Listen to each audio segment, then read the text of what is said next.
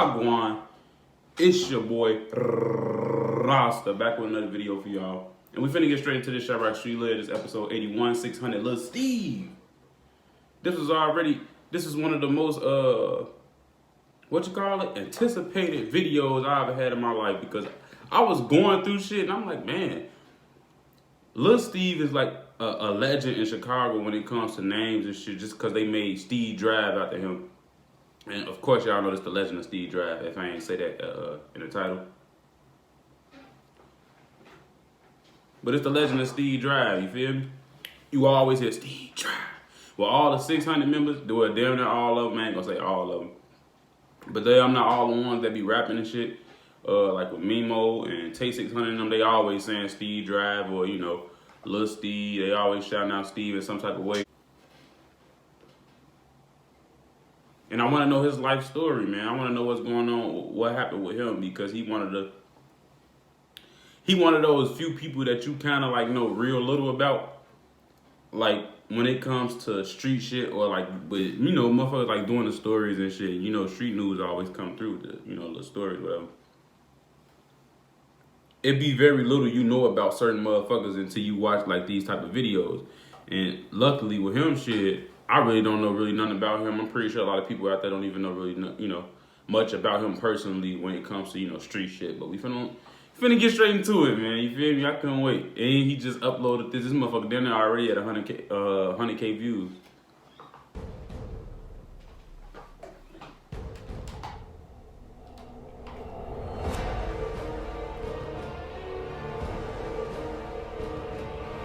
I don't know if it's just me or is he making his intro music like quieter. Like this shit don't even sound loud no more.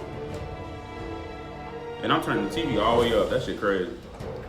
Now watch when he start talking, this motherfucker gonna get the back with y'all with another Chiraq Street Lid. Loud as hell.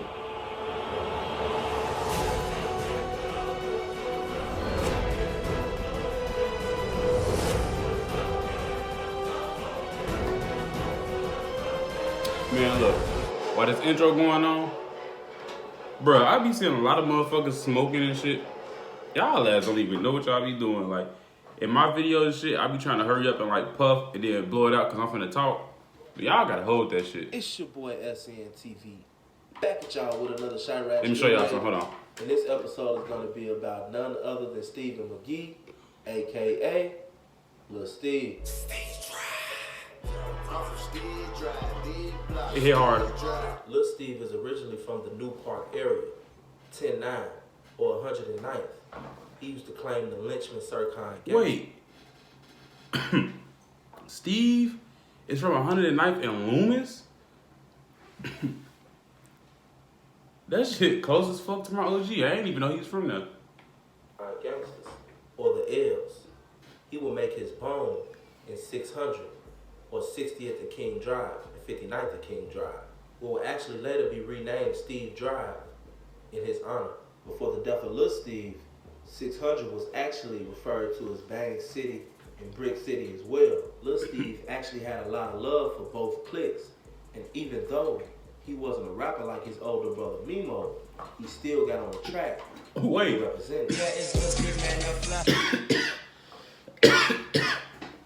Wait, hold the fuck on. See, look. I don't be knowing this, bro. First of all, Mimo is his older brother. First, I didn't even know Mimo had a brother. 2, I didn't know it was Lil Steve. 3, I thought Lil Steve would be older than Mimo. I thought Mimo was like, he about fucking 16, 17. See, look, I don't be knowing shit. Look, now y'all got me wondering about the fuck Mimo. That's another nigga I want to. Hey, if it's a story out there on Mimo, let me know, because I be hearing a lot of motherfuckers say he a goofy, and then I be hearing, you know, his side. They don't never really defend folks when motherfuckers be saying he a goofy either. I don't know. Yeah, I fuck with the brick bang city 600. Yeah, that's my fucking clique. You park hills up. Yeah, that's the real clique. Ain't no wrong, no. Lil Steve will move around the 600 area in his 8th grade year. He will begin going to Betsy Ross with the likes of Rondo #9 and Tay 600. Lil Steve was actually only with 600 gangbanging for about a year before he was killed. Within that year, Lil Steve would make his mark. Lil Steve had began to play with guns, and he began to be known for robbing people as well. In a He year? was building his name up in the streets in a very short time. And Lil Steve would get to the point to where all of his ops would want to see him gone. One in specific, and that was MOB Scrap. 600, which are BDs, has been known to be involved in several wars. When Steve was alive, they were heavily into it with Gyro City and MOB.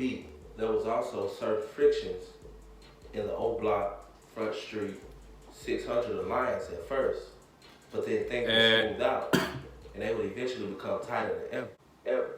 Lil Steve would jump off the porch at a very early age, and fights would quickly escalate into shootings. Lil Steve and certain guys from MOB would end up shooting at each other a lot. Mind you, these guys were only 12, 13, 14, and 15. They were really... And then that's another thing with them. They beef started while they was so fucking young, though. I ain't gonna lie, bro. I was in the streets probably from when I was like maybe 12 up till I was like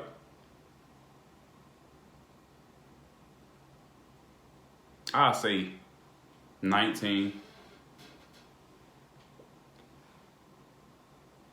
Bro, my mind was so mature for my age though. That's how I knew the street life shit wasn't for me. Some shit happened. Hey, some shit happened, some crazy shit happened. I ain't even gonna tell y'all the details or nothing, but let's just say jail ain't no place for me, bro. Like, I ain't saying like holding my own, hell yeah. Like, I'm a fighter. I know how to fight good as hell, so I ain't no cap. And if you wanna do any type of gunplay, I could do that with you too. But like, when you in jail, it's straight fist. So, you feel me? You got to be in that bitch, thugging it out, rocking it out. That's all you can do unless you feel me, make a shank or some shit. But motherfuckers don't know how to do all that. Motherfuckers know about them fists. So, damn. Shit, all I can say is, though, being in jail, bro, like, I kid you not, fighting niggas and, like, worried about having to get on that with niggas is not your main focus, bro. I swear to God, like, all the movies and shit might make that shit seem like it or you feel me, make it feel like it. But when you go in that bitch, bro, and you be in there for like more than like, I want to say 2 or 3 days, you will start peeping shit and like, okay, the fighting ain't what I'm about to worry about. The confinement is what I'm worried about now. That shit ain't worth it, bro. Like and then you feel like you missing out. Like, I'm the type of nigga get locked up and I feel like I'm missing out on life so much, bro. Even though it probably don't be shit going on, it's just that being in here, I just know this is not the motherfucking place for me. But I ain't finished right here. I'm right here talking long as hell, and it's a long ass video. My bad. Really in the streets getting in. My bad. And Lil Steve was known as a shooter from 600. He was known as a guy that wasn't gonna play with you. And before Lil Steve died, he was actually trying to kill Scrap. He had shot at him several times. Everybody just seemed to love Steve because Lil Steve just had that type of personality. He would just draw people to him. Plus, Lil Steve was the type to take up for people if anybody was bullying anybody that he was cool with. Lil Steve took up for a lot of guys when they were younger. And there was a lot of guys that began to look up to Steve and that began to really love Steve. If he was 600, Lil Steve wasn't having it. Lil Steve also had family on the other side of the spectrum, such as Gyro City Booby and Gyro City Skinny. He funny as hell. He talking about her wooski as you run. Oh, see, y'all crazy. On Big Daddy Blake at me one time. Oh, see. One time on Lusty, that's every shot I was gonna see me on live for that day. I ain't gonna say no names. I don't know police shit, but he know who he is. He blacked out me one time. That's like 2013, right before I got booked. I'm tweaking, walking up the street and that. I'm blind as hell too, I'm falling right there. Falling when he get that. We both get that. They get on boom, boom, boom, boom. CEO,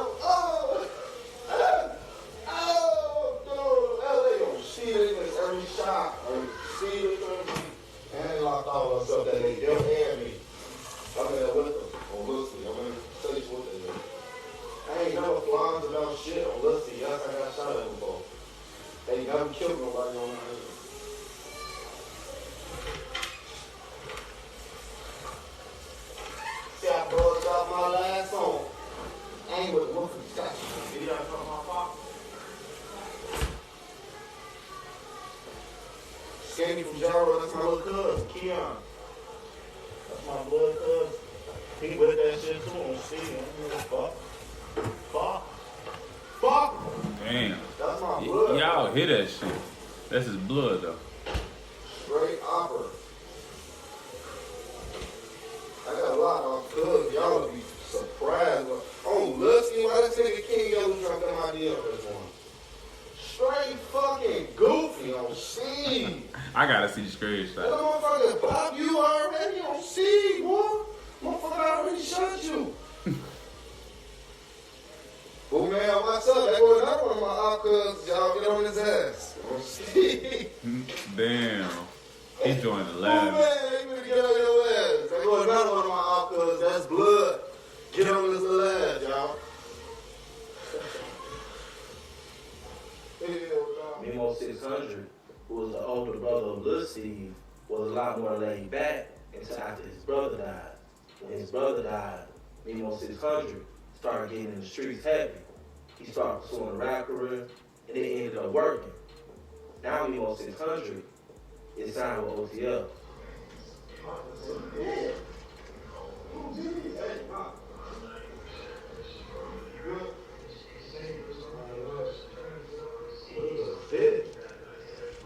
Lil Steve was on the drill scene before the drill scene was considered to be the drill scene. Damn. Lil Steve was on scene way before anything took place with the BDs becoming famous. Actually, he died before the BDs became famous. Him and Chief Keef were actually good friends.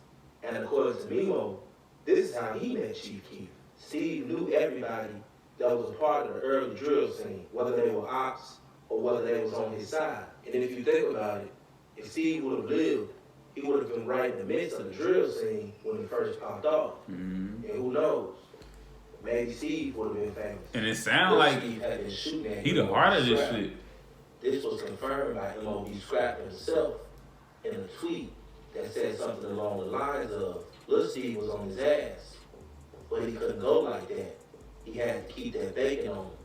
Basically saying that Lil Steve was trying to take him out, and he had to do what he had to do before he ended up dead. On September 19th, 2011, only 5 days after his 15th birthday, Lil Steve was walking up the block on South Perry Avenue, 60th and South Perry Avenue to be exact. When he was walking up the block, Lil Steve was warned by a guy that rode past on a bike. He told Lil Steve that there was guys waiting in the alley with guns. Lil Steve ignored it. He let it go one ear and out the other. Lil Steve would continue to walk, with only a few steps after the man had warned him. Lil Scrap from M.O.B. would pop out of the alley with a shirt over his face and began to shoot. Damn. He would end up hitting Lil Steve in his head and in his torso. The police would be called. Lil Steve would be rushed to Children's Hospital, where he would die. After the death of Lil Steve, the term Steve Drive will become more popular. But here's the thing, Steve Drive was already being used because a guy that went by the name of Stephen Hill would be killed a couple months earlier in that same area. This is initially who Steve Drive was named after. This is why some of the members say Steve Drive 2 times. After the murder of Lil Steve, Lil Scrap would soon be picked up at his house, which was only 2 blocks away from the murder scene. Lil Scrap would be picked up and charged with first-degree murder. And he would have to go to trial and fight those charges. Turns out, someone from 600 actually identified Scrap as being the shooter. Scrap would end up going to trial and beating the case. Scrap would end up being killed 3 years later in 2014. And I think that what we can learn from the death of Lil Steve is this. A lot of times, we underestimate our opponents. We tend to think that we're bigger and we're better and we'll always have the ups on them. But in all actuality, it's almost never like that. Because our opponent has the same 50% chance that we do which means that we must never underestimate our opponent. We must always take our opponent seriously. Because just like you can win, your opponent can win. Fact. Also, we must learn to pay attention to the signs in anything that we do in life. In this case, Lil Steve had a clear warning.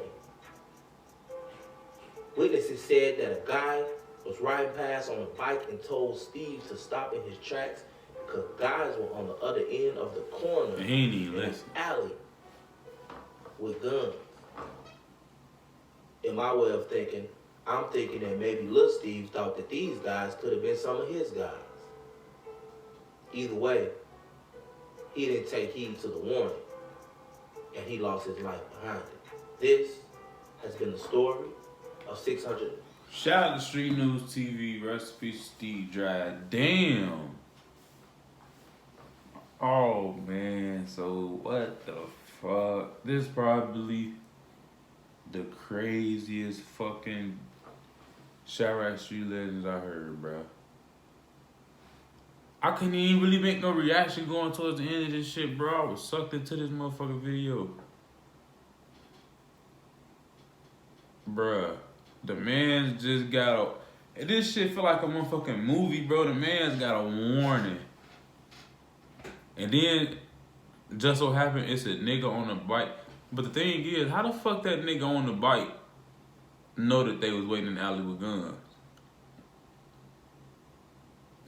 And exactly who they was waiting for. Because, like, that shit just sound weird. One, Steve get killed after he didn't listen to that, you know, to what the dude just said about the warning. Lil Steve didn't listen, so he ended up getting killed by the dudes who he was just warning Lil Steve not to go past, you know, the little alleyway with. He died that day. Dude know about it. And